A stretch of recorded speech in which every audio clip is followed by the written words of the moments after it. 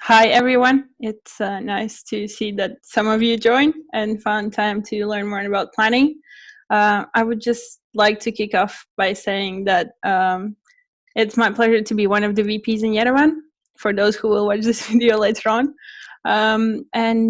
This is a very nice idea that Mariam started and that we all are realizing together with the help of different trainers.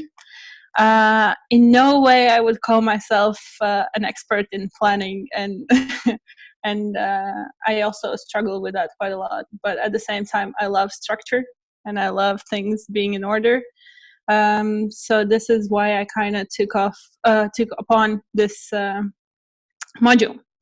And yes, as it was mentioned before, today we're going to talk about goal-oriented planning and more of different tips and tricks that you can do to plan things, because we're all different human beings and we all do different things, and I don't think that any one of us plans the things the same way. From my side, I will just share some of the things that I know and that I find useful. You can agree, disagree, and comment on them if you feel like it, and also ask questions if you have them. But yeah, as I said, I love planning things. It doesn't always work out the way I would love them to work out, because real life happens, and then also priorities get involved, and multitasking as well. But I do love structure, and I have a lot to learn in planning. And if you join this module, it means that you also want to learn more about planning and see how that happens and goes. So yes, coming back to the main theme of today's module, I'm gonna look a bit in my notes as well at some point. So if I don't look straight at you guys, it doesn't mean that I lost my thought. But yeah, I made some notes as well to make it easier to follow. But yeah, if you look at the theme of today's module and the things that I mentioned before, this is the time where you can unmute your microphone, say hi, say your name, and say what planning means to you. What comes to your mind when you think about planning?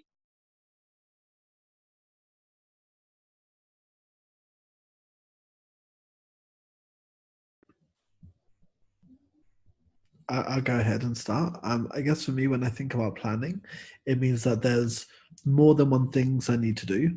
There could be different priorities, and it's more about the order in which I want to do them, and maybe a specific order because there are certain ones I need to do before other ones, or different times that I have available. Okay, thanks. Hey, it's Ricardo here. For me, planning is about being, like, in a way, it's gonna sound like an oxymoron, but for me, planning is about being flexible. So if you have your plan and everything detailed and everything written down, it really helps me to be flexible and adapt to circumstances, because I know what I want to do next, how I want to do it, what I will need to do that, and that really helps me to be flexible during sessions or also in real life. Thank you, Ricardo.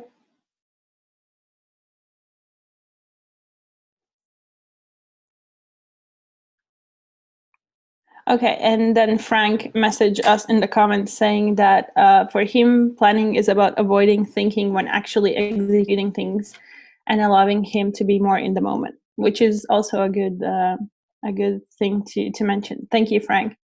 One more, and I say we can then move on to the actual module about planning.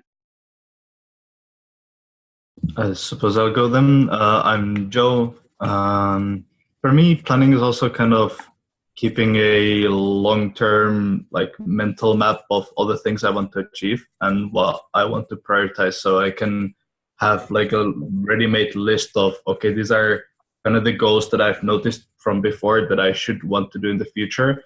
So I have something to like connect to the things I see in the moment to kind of make the mind connection. Okay, for this thing that I want to have in the future, I can, now that I see that something's happening, I can see how it should be maybe connected in the future. Yeah, that's also a very good perspective on planning. Thank you, Joel. If I would have to say what planning means to me, I could say that it basically means putting things into a perspective, like putting these steps in front of me, so I would know what to do next, and what, like, for example, if you have a million things to do, you just put them all on the paper, and you know what you have to do. And I think this is a great moment for me to tell you guys that I'm a freak of to-do lists. And there's very different opinions on to-do lists, but mine is that I absolutely need them. So yeah, that's what planning means to me. But now I will try to not mess it up and start sharing my screen with you guys. Let me know if you see the presentation that is in blue. Yep. Perfect. Coming back to the theme of today, which is goal-oriented planning, I decided, since I'm also a teacher, I decided to approach this thing in the most common manner possible, which is basically breaking down what planning is and what it means by looking it on an online dictionary.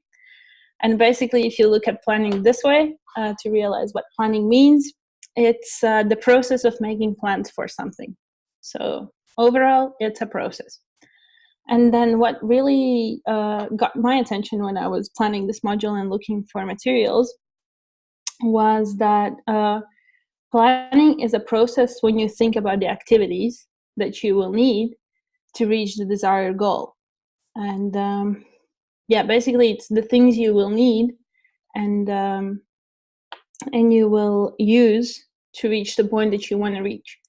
And this is also interesting because we can plan smaller things and we can plan bigger things. But what impact it left on me at the end of this small research is that basically I would say that planning helps you to arrange your thoughts. That basically you just put your mind either in a working regime or at ease, because you know that you can always plan things. And if you have any questions at some point, or you don't understand something, or something goes wrong technically, just let us know so we can quickly do that. But yeah, moving on, as I said previously, planning is a process, and this process is combined in 4 steps. Once again, not saying that these are the right steps or the wrong steps. You can just see another way of looking at planning and take it for you.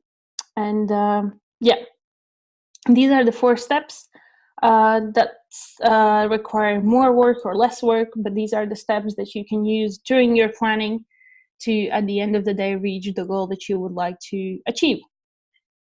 And yes, starting off, the first that we have is setting objectives, which basically means you have to realize why you will do all the planning you're going to do, which is the main thing why you're actually planning. So what's going to be your aim, your goal, the thing you want to achieve at the end of the day, etc. Basically, why you will need to plan. And from that on, you can then move to the next step of planning, which is determining what should be done to accomplish your objective. And these basically are just a list of actions that you put down for yourself to achieve the goal that you set to yourself previously.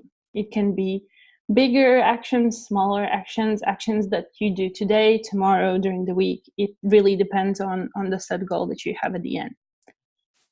And then what comes next is you actually putting these actions into action. As funny as it sounds, but these are the things that you have thought about, you have written them down, you have thought long about them, and then you actually start doing them. You put them in action to get closer to your set goal. I think it's very self-explanatory here, so I won't go much more into detail. And then at the end of it, after you've set your goal, set the things you have to do, done the things, well, what you can do is observe if it worked out or not. And basically means monitoring and evaluating the results. Looking back at the things you did, how you did them, did they took you to the goal that you had planned or not. So yeah, These are just the 4 stages. Does it look okay so far? Yeah. No technical issues or okay, cool. Then we can move on to make it easier. Once again, sorry, Miriam, for looking at yourself for a while. But what I thought about as well is I created some examples while breaking down this process. Yeah, these are examples that are regarding your everyday life and regarding session. They are very, very basic examples. I didn't want it to go super, super into detail, just to make sure that you get the idea how the process works, and then you can maybe try it out at home. So it's not going to be rocket science at this point. It's just to see how things work. But yeah, let's take. I think the easiest example that you could actually take is your everyday life. I don't know how it is for you, but for me, usually a week starts with writing down, once again, to-do lists and all that jazz. Writing down the things that I'm supposed to do during the week. And this usually starts with me checking my agenda and checking the things that I've written down, and then either from that assorting them to another sort of planner that is divided per weekdays, or just creating to-do lists, and just to make sure that I manage to do everything that I'm supposed to do this week. Basically, this is what is stated in the example. So if we start by setting the objective, it's basically to have a productive and organized Monday. So I kick off my week right, let's say. And then when I go to the next step, which is determining what should be done and accomplished. So as I said, I follow my agenda. I check the tasks that I have written down before, like doctor's appointments, or I don't know, checking up on someone, or checking up on some tasks, or I don't know, assorting some things, or arranging another doctor's appointment, like these everyday tasks that we all have. And then, as I said, I just start down by writing them down. Sometimes what I tend to do as well is that I write them down on a smaller Post-it with the according phone numbers if it's something I have to call, or then again, if it's like, that these things you're definitely supposed to do on a Monday, then I try to arrange them in a order, starting from 10 p.m. I do this call. At 11, I don't know, I go for a walk. At noon, I do this and that. And then in the evening, I leave work or uni or whatever is on your plan. Then I definitely have to go to the post, and then I have to go to the shop, and then I have to cook, and then I have to do laundry, for example. This is if you take a very basic day in my life and really plan it in smaller details. And then basically, once I have made this list, what I do is I start working on the tasks that I've set for myself. I do the calls, I go where I have to do, I check up on things, I pick up things. And what I like to do, because I'm a very visual person, that's why I also do to-do lists, is that whenever I complete a task, I love to scratch them out of my list or tick them as on tasks, because that gives me this feeling of accomplishment. And this was also a very nice transition in the next part, which is monitoring and evaluating the results. So for example, you've been running your errands for half of the day, and then you sit down by your desk and you're like, oh, so today I had 5 tasks, and out of these 5 tasks, I've completed 4, but I have this one left. And sometimes that one thing that is left, it's either because you didn't manage to do it, or because it was depending on someone else. Like, for example, you were calling your doctor 3 times, but they were not picking up. So this task moves to, for example, tomorrow morning to do it again. Or you called a person and they said to call them back. Or you went to that place to pick up, let's say, books that you needed for university, but it was closed, or on a lunch break. So this is the moment where you kind of sit down at some point and you evaluate if you've done those things. Awesome. Check up how many you've done or how well you've done them according to your own personal scale of achievements. And then think about how it's going to affect your next steps. For example, your next day. If you've managed to do everything perfectly, for example, you can have more time to sleep tomorrow morning. Or, I don't know, you can leave university or work earlier. It really depends on your tasks. But this was a very, very brief example to show you how these 4 steps of the planning process work. Is everything okay so far? Can you follow me? Because I know that I tend to speak too quickly sometimes as well. It's all good. But all good? Perfect. Then we can move on. What I thought about, because this is, as we agreed upon, these are online trainings that are good for your everyday life, but they're also very useful in regards of sessions, especially if we're doing this under the bigger project of an international session.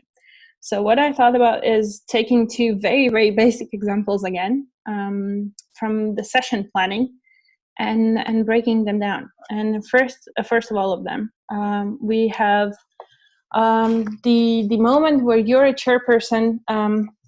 You understand academics, but for you, you know the session spirit and enjoying the session and making your delegates cry and do cheesy things is more important. So for you, your main objective is to bond your delegates, put the real team spirit into them, make sure that they create memories and friendships and that they just enjoy the session and, you know, come back to UIP because they had this super, super nice vibe. So that would be your main objective. And based on this objective, you start planning your session overall, your team building, your committee work, basically every single aspect of the session. Because as you can see here, we are talking about planning overall. We will get to smaller planning steps a bit later on in this module. But yeah, so basically you have your big objective set, and then you start thinking, what should I do to make sure that my bigger goal is implemented? And then the example that I came up with, if you have something better, definitely you can share it now or think about it when you're going to plan your session activities. But basically, it's you thinking how you can make your everyday activities with an added value. And in this case, it would be the emphasis on emotional connection. So what would be those little things that you can do during every single step of the session to make sure that your delegates feel the warm, the nice feeling that you want to create in the committee room, that everybody's on the same page, of course, and that they really breathe the same excitement, let's say. And then after you've come up with these little steps that you want to implement during team building, during evening events, during committee work, etc., you start putting them in action. So basically, in the everyday program, you add some nice and sweet moments where you, I don't know, take pictures, give them gifts, give them extra points based on your team building plan, or when you just do some nice activities with them that you know for sure that's going to be memorable. You engage in conversations, showing them that you also care and that you're very present and that you follow everything that's happening. And I also inserted this point of observing, which is quite important, because if you want to make sure that you implement these things, you have to observe if actually everybody is enjoying it and if you know it's working, because otherwise it might not work as well. And we know quite well in UIP to make sure that people should be on the same level of group dynamics, and if they're not, then obviously it's not working as well. So here you can also combine different elements within one session. And after you've done all these little things to make sure that they're well bonded, you can then once again observe the result of your actions, basically. And here I also put the part of preparing a very nice and memorable closing, because that is the very last thing you give to them at the end of the session to see if it actually worked, you know, when you make them cry or where you give them personalized letters or things like that. That is the moment where you actually get to see if it worked or not.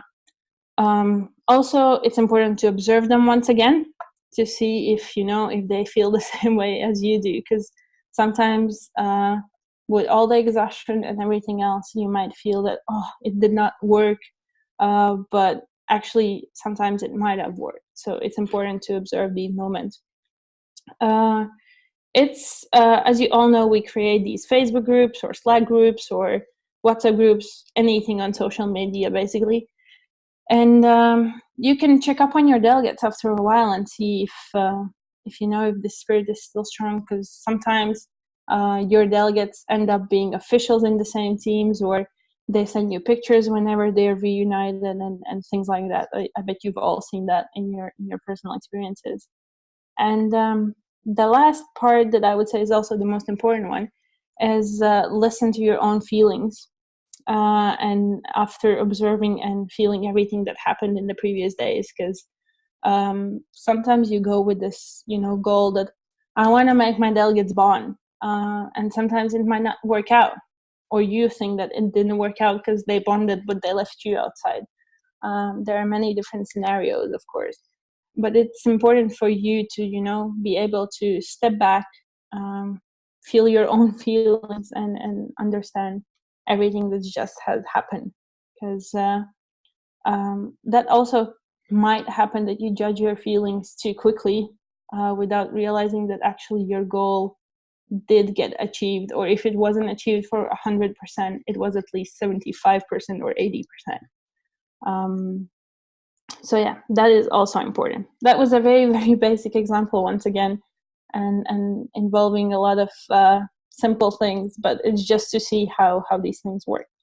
And if we think about UIP, on the other hand of having this fun and cheesy and nice things, then the other thing that people tend to focus on is academic experience and making sure that the delegates get to enjoy the academic side of UIP, which is also very good, and we have many people in the network who are very, very fans of the topics that we discuss, and that's amazing to see that. So in this case, the objective that you're setting for yourself, or as we said before, the goal, is that you want to make sure that your delegates really get to experience everything about the topic, learn as much as possible, and really, really be experts on the topic, let's say. And once you've set this goal, what comes next is you need to think about the actions, what should be done to accomplish that. And this, once again, super simple. You should provide them with a good and detailed topic overview, which is the first base for their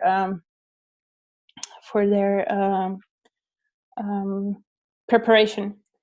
Then you can also prepare a quality pre-session work where you focus on the academic aspect, and where you set your points straightforward, that this is how we're going to prepare for the session and these are the things that we're going to do.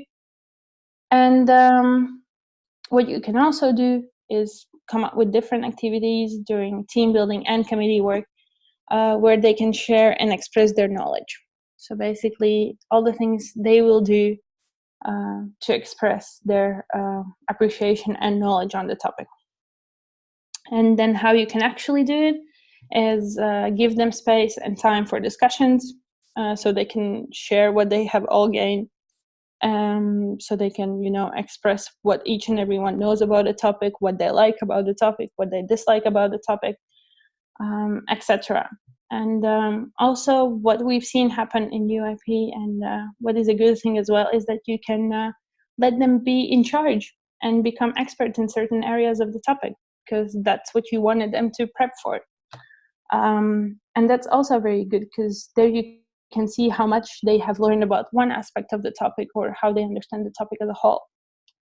And then once again, when your plan is reaching its end, the first thing that you're going to notice is obviously their performance during the GA, how well they are defending their own resolution, or how well they implement information from their own topic into discussing different resolutions and connecting them together. Also, what I've seen and what surprised me really, really much is that after the session has ended for a while, all of a sudden your delegate, or a delegate that you know and that you have on your social media, shares an article about the topic that they had in the session and comments on it, and you're like, wow, this, you really got passionate about it. And that's also interesting to observe. And also what we can see, since we get to work with delegates who are then the future generation of officials, is that they can become super passionate about the same topic and decide to chair it in different sessions. Or, for example, they can choose their own life path based on the topic that we can also see based on social media. So we can always have this follow-up moment. And also, once again, I didn't write it down this time, but it also goes without saying that you should sit down and reflect on your own feelings and think about how you felt. Do you think that you achieved this goal, etc. So these are kind of the breaking down explanations and examples of the 4 steps of the planning process. And I'm a bit out of air, but is it okay so far? Do you have any questions? If but if everything's okay, I'm just gonna. Oh no, we have something. Do we? Or it was just a checkup? I think it was just me laughing. Sorry. No. Okay. Then I'm just gonna breathe in a bit, and we can. Or you want to say something? No. All good. It's just weird to see. Okay. Kind of like, if there's a moment to like pitch in a bit of. Yeah, like, sure. What I think is really important to make sure when you're thinking about planning and scheduling is that you absolutely must not mix. You had like wait, how did you you had like objectives, and then you had the specific tasks. Like, it's super important not to mix those up, because I see it so often in my own life that I make this like big things that, okay, I want to achieve this and I plan for it, but then the like tasks of how I plan to achieve it are just way too general and nothing concrete that I can actually make happen. And then I just try to implement that and find myself going like, I just can't make this come true in any way, because it just doesn't feel achievable, because it's nothing concrete. So when you're trying to like piece down your, okay, how do I actually achieve this, it's very important to go very in depth and not stay on a general level of your plan. Yeah, I totally agree with that, because I tend to do the same mistakes quite often as well, or then again get into these super kind of, it's either white or black, where you start to plan every single thing you have to do just because you feel like you need to follow every single thing. Like for me personally, it shows super well when I'm just sitting down and I'm like, oh, I need to take the trash out, I need to do laundry, I need to sort things, and like these are the things that you will remember to do anyways, but at some point you're like, no, I need to write everything down because it's a plan. So yeah, this is a very good point. And I've personally never met someone who's good at differentiating these things. I would like to meet someone who's like, this is one thing, this is the other one. But what I also feel like, and that's my personal opinion, and obviously I'm not pushing that on anyone, but I feel like they might overlap in some situations, not always, of course, but they might. It also depends on how clear you want to have your plan and how well you want to how detailed you want to plan things. But yeah, this was a very good input. Thank you. Anything else in the input section of this moment? Nope. Okay, then we're gonna move on with me sharing my screen again. Moving on. We talked about different ways of breaking down the planning process, but what I thought about is talking to you about another aspect, as there's no such thing as too much planning. I think that you also know many people who are very into planning, and then those who are like, oh no, I'm gonna improvise because everything's in my head anyways. And we're going to get to that point a bit later as well. But what I thought about is maybe putting down some things that you can take with you regarding planning within the session and in your everyday life. Because as I said, this module is for both things. And if you have something to add here as well, please go on and add, because this is just what was at the top of my mind. But basically, when we think about sessions and when we think about planning, first off, maybe you have a different first impression, but what mostly comes to my mind is people going like, oh, I need time because I need to plan. And then they start to kind of talk about how they're gonna plan and what they have to plan, and then it always ends up with half of them having a super detailed plan, and the other part just having some notes, knowing when the breaks are and what they are supposed to achieve by that point, which is also called planning, because they plan their things a bit ahead. But as I believe there's no such thing as too much planning, I came up with something that you can use to make your plans a bit easier and to help you plan. So the first thing that I believe all of us learn when we start our UIP path, no matter in which official's role, is basically to tailor our plan to the session schedule. We all know the session schedule. We all know when the breaks are going to happen. We all know when the day ends, when the day starts, etc. And then you basically just take team building and add the activities based on the timeline. You take committee work, you add activities based on the timeline, and then there's the GA or the free day, or depending on how long the session is, and you just match all that to the session schedule. It's definitely the easiest way, because as I said, 50% of the thing is already planned in front of you, because everything is ready. You just need to fill it in and follow it. So yeah, that is the easiest one. That is what personally I've done quite many times and that I love doing. But of course, once again, that is my personal opinion. And there can be different opinions on that. But yeah. Then what you can do if you're very into planning, and if you're this so-called planning freak, you can create your own planning / tracking tool, and you can use Google Docs or some other tool that you find useful. I've seen people just using the same old world Microsoft Office, Excel, and do that there. And basically you come up with your own structure, how you want to plan things. You can color code it, you can write down names, you can write down times, basically anything that you want to write down there, you can do that. And that's good because you put more effort into it, you make it more personalized. Might be difficult if you're working in a pair with someone, because then you need to explain your color coding and other strategies to the other person. But apart from that, you put more work into your planning, which makes things more structured in your mind. What you can also do, which I call the good old, go old school and use a paper or flip chart. Basically, you just write down things on the paper in front of everyone so everyone can follow it. If you feel like it and if you want to be super honest.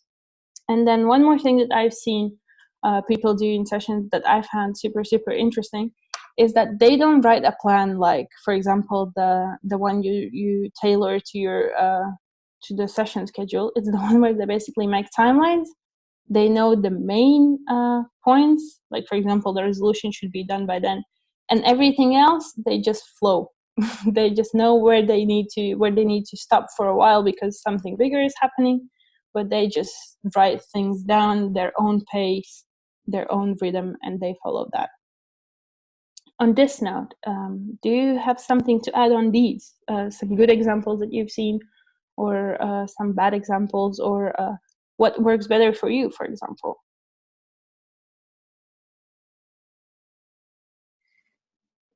If not, we can definitely move on. But if you have something to say, I'd be happy to hear that. For me, in like real life, it's hard for me to write things down for some reason. Like it's easier for me to keep things in my head. And I know at some point of my life it will result in not remembering things, but right now that's the best that works for me. I just keep things, I never write things down. Although I have like 50,000 notebooks that are primarily for planning, none of them are used. But when it comes to EYP, I think what I usually do is just like trying to write down what I want to achieve by what amount of time usually, and then just writing down all like a list of things that I could do, while in reality I'm just choosing in between those things while judging what kind of situation is happening and how to like adjust to it. So yeah, I guess it's just kind of like a list of two, like by what time what has to be achieved. That's pretty much it. Yeah. I'm on the other hand the one that needs to plan everything, like from breakfast to coffee break to blah blah blah blah blah. But what I've noticed is that I'm super good at planning the first days, but when it comes to second or third day of committee work and all that, I'm just go like, but I know what's gonna happen, so I stop planning at that point. So you can also say that, for example, my mind thinks that it's sort of a safety net, that the first days you need to get familiar with things, and then you just go as you can, because you know what's gonna happen anyway. Any other comments, suggestions? I am very similar to you in that regards, because I always plan everything to the smallest detail. And I think that really helps to be flexible as well, because you know what you're gonna need, and depending on what you have, you know what activity you can do next in EYP. And also in real life, I always write everything down, and I think like I have a to-do list application, and I also have another application that has the notes, like the notes on the screen of my phone, so that I write down the things that I have to buy for groceries, or the things that I have to do for whatever university or whatever, anything else I have to do. And those really help. And for the pre-session preparation, I think it really helps to have like a spreadsheet or an Excel sheet or whatever, where you keep track of everything. Because when you have more than one person to take care of, you either write it down in a table, or it's never gonna, like I would never manage if I didn't have that kind of spreadsheet to help me. Yeah, I really feel what you're saying, because that's basically my everyday life as well. But it kind of goes together with what you said at the very beginning of this video module, that if you plan everything to detail, it basically prepares you for the upcoming things. So this is probably why me and you and other people who are just like this do that. But yeah, I feel the same way, because I need to write everything down, because that's as I said at the very beginning, that sort of arranges my mind, and I know where I'm gonna go, and it helps me with the feeling of being lost. I might just as well never open the notebook during the session, or open it once, but as I wrote these things down, they will be somewhere at the back of of my mind, and I will always be able to use them. But yeah, anything else, or we can move on to real life and all that?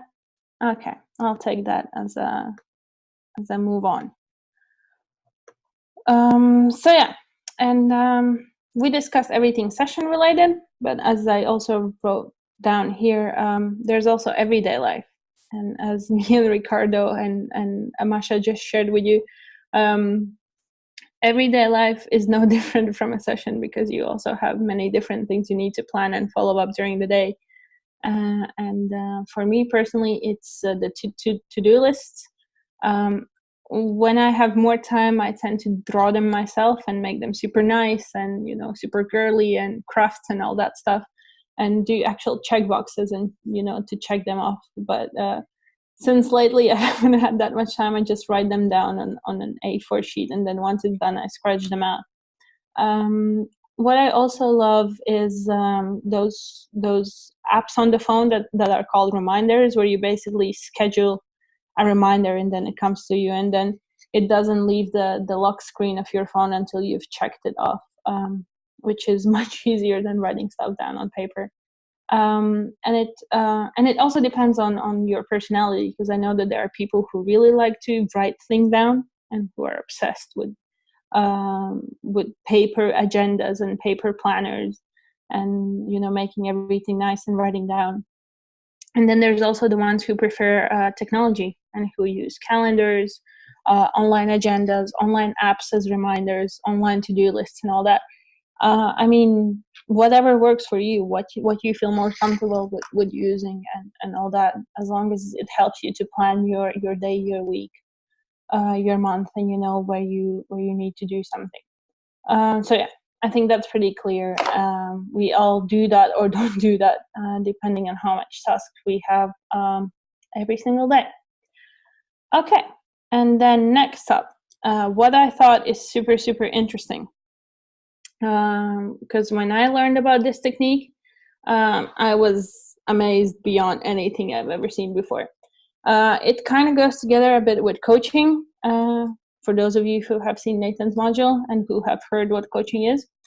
But I met this method in a period of my life where I was feeling more anxious about the things that I had to do than actually liberated and happy that I had to do stuff. And this is also why the title is Plan to Feel Free, Not Anxious, because planning, in my opinion as well, and once again, there can be different opinions, planning for me makes things easier. As I said, it puts them in the perspective, it rearranges the mind, you feel prepared, etc. But sometimes when you have a lot of things to plan, especially when you have a lot of different tasks from different sides coming at you, it might feel super anxious, because there's something your boss needs, your professor needs, your mom needs, your sister needs, like from different sides. And of course, you want to be a super, super nice human being, a Superman, and manage everything at the same time. And I met this technique, let's say, and it was pretty amazing, because basically what you have to do, you need to take a sheet of paper, doesn't matter the size, and you need to basically draw 2 lines. One of them is going to be importance on a scale from 0 to 10, and the other one is the scale of urgency. So how urgent are the things you have to do? So you do that, and then you put 1 to 4 in the different squares. I will explain what the squares mean a bit later on. But for example, now imagine that you're starting a new week. This is, I imagine, a super hectic week for all of us, because we're leaving for Yerevan next week. So obviously, as a superhuman being, you want to manage to do everything before leaving, of course, because it's not like you're going to come back and you're still going to be able to finish things. But there's still some things you need to finish before you actually leave. So you feel anxious because you're like, oh my God, so much to do, no time. What am I going to do? So what I encourage you to do, you can maybe do this exercise after this module is over, because it takes a bit of time. Basically, you sit down and in a silence or with music or whatever works with you, and you write down all the things that come to your mind. Don't look at your planner, don't check your notes, don't check your reminders, nothing at all. Just sit down with an A4 sheet of paper and write down all the tasks or things that you have to finish that come to your mind. Like, for example, take out the laundry, submit the essay by Wednesday, like all those things. You write them down with nothing, basically. Don't numberate them or don't put letters in front of them. Put, I don't know, bullets, let's say. So you make a list of all the things that you have to do. Then you have to give each of these things a letter, a number, or a sign. What you prefer, basically. And then once you have put down each number or letter to each thing you have to do, you have to place them on the grid that you have in front of you according to how important it is to you and how urgent it is to you. So for example, now if you look at the picture on the left side of the presentation, imagine that we have a task that's submitting a report on finances in the EU by Tuesday evening. I believe it's going to be pretty urgent and pretty important for you. So obviously it's going to be, I don't know, I'm going to say it's 8 in importance and 9 in urgency. So obviously it's going to be placed in the 4th square, right? You followed that far, I hope. Yes? Just a quick yes, no. Cool. I'm assuming by all of you from Ricardo that all is good. And yeah, and you do the same thing with all the other tasks that you have to do at this point. So I don't know, for example, taking out the trash, calling grandmother, buying new clothes for the session. I don't know. We all have different things we have to do. And you place them, first of all, checking by how important it is to you, and then how urgent it is for you. And then you do that with how many things you have. From what I've heard, personally, I'm going to check my list, but from what I heard, you're not going to be able to come up with more than 10 to 15 things on the spot without checking your notes or your reminders. So I don't know, it's a good or bad sign, but these are the ones that you will have to place in the grid.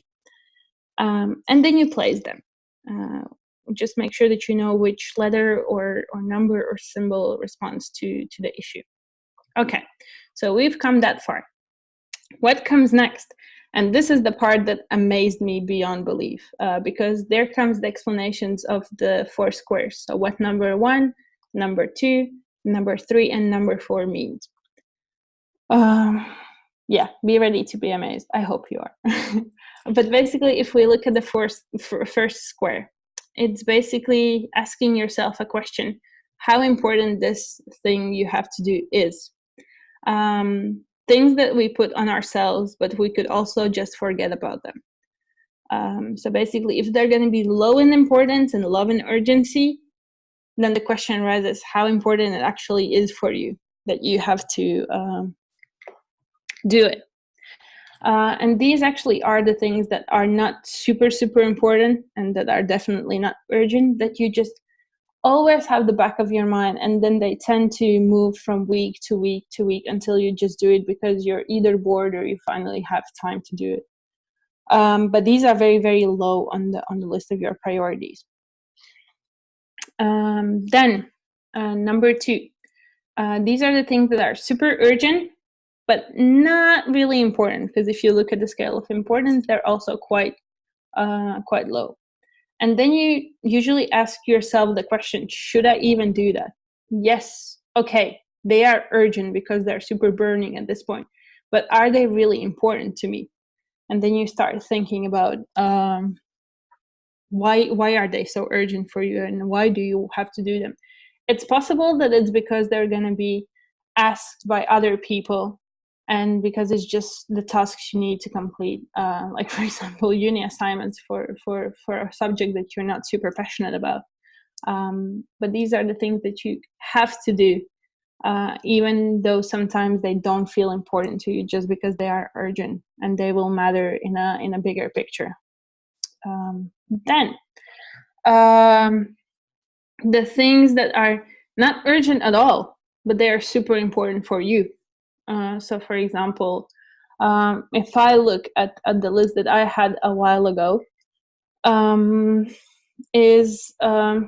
what did I have there? Oh, basically it was coming up with a lesson plan for the senior students. And it was super important for me because I wanted to plan things out again and be on top of my game. But it was not super urgent because nobody's going to ask me for that plan. It's basically just for me. And to secure myself. So this is once again a very personal square, if you put it like that, because these are the things that are going to be super, super important to you, but they're not going to be urgent. So once again, what might happen is that they risk not to be achieved. Even though they are important, they can stay important for a very long period of time. But since they're not urgent, there's a possibility that you're just going to either move them to the fourth square or not, depending on how important they actually are, and if they're just important for you or important for somebody else as well. But yeah. And then we move to the fourth square, which is, I believe, the most burning one, which is urgent and important. So basically both aspects at the same time. And I've when I look at the list that I made a while ago, again, all the tasks that are in the fourth square are mainly the tasks that are related to university or work. So basically things that you see every single day and that are important and urgent for different reasons. Sometimes for you, sometimes because somebody told you that they are important and urgent and you can do nothing without it. And if you look at, for example, this is just, once again, my personal opinion, but if you look at pre-session preparations and all the tasks that we have, then most usually, the closer the session comes, they all move into the fourth square, because as it says in the presentation as well, it's usually the working environment of your life that's going to be situated there. From one side, this planning helps you because it puts all the things in perspective, because I know that I have these moments from time to time when I sit down and I'm like, I have to do that, but how am I going to manage? Like, I have no time. What? And then you just start getting anxious about the stuff that, basically, how I call it is you're getting anxious from being anxious. So in these moments where you feel like the sky is falling down and everything is bad, this really helps. It takes more time, but it really helps you to, first of all, set your priorities straight, to understand what you really need, not others need, and how important that is at that single moment. It does take more time than regular planning, but it does calm you down so much more, because once you've realized that you have, for example, so many things in the first square that, let's be honest, they're just there for the sake of being there, then it kind of calms your mind to know that it's okay. You can still manage everything. Even you can even squeeze a bit of procrastinating inside of it. So yeah, I'd say this is super, super helpful.